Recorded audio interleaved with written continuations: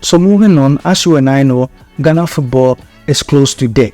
This is because the Black Meteors have been eliminated from the 2023 African Cup of Nations, hosted in Morocco. And the guys won their first match, lost their second, and drew their third, which was not enough for them to qualify for the next stage of the tournament. A lot of well-known sports journalists in our media space has registered their disappointment in this particular campaign by the guys. As to whether this is the worst football administration that we've had in our country, it's a topic for later. But I do think that the GFA right now lacks focus, vision, and even a sense of direction. Football is the game that we Ghanaians love the most. We've spent a lot of money, a lot of taxpayers' money into this footballing establishment in our country, but we are not getting the satisfactory results that we need.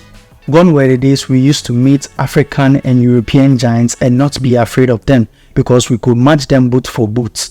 But right now we get into a group with Madagascar, Comoros, and all these other countries that were not initially known for being a football powerhouse, and the group becomes difficult for us. The footballing situation in our country is very appalling, but we have to destroy before we elevate.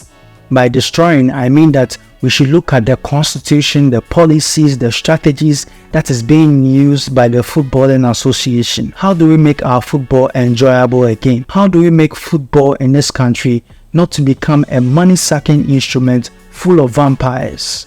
Our football is dead, full of frustrated stakeholders that tend to unleash violence on referees as and when they think they can do that.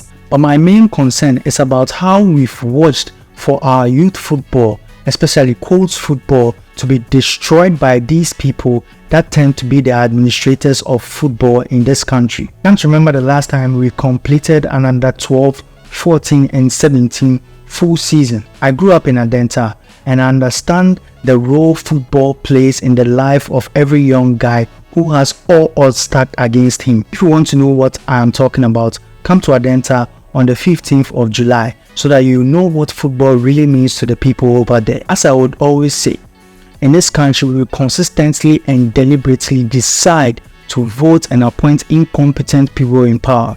When they come to office and they decide to also cater to their own selfish needs. A lot of people have spoken about how bad our football is. This current football administration doesn't have any sense of direction, vision, mission or focus. They are just useless. And I'm saying this out of emotions because football is one of the ways that a young guy that has all odds stacked against him could say that I want to live a life just like Michael Essien. I want to live a life just like Asamoah Gyan. But because we have people who have vested interest in our football, those dreams are not going to be realized. I genuinely think that if we want our football to grow, we will need to make a long-term development plan which will focus on the youth, the soft and hard infrastructure that runs the footballing establishment. In 2004, when Germany was embarrassed in the UEFA Euros, they sat down and went to the drawing board. They drew out a 10-year plan of how they want their footballing to be in the next 10 years. What happened 10 years later?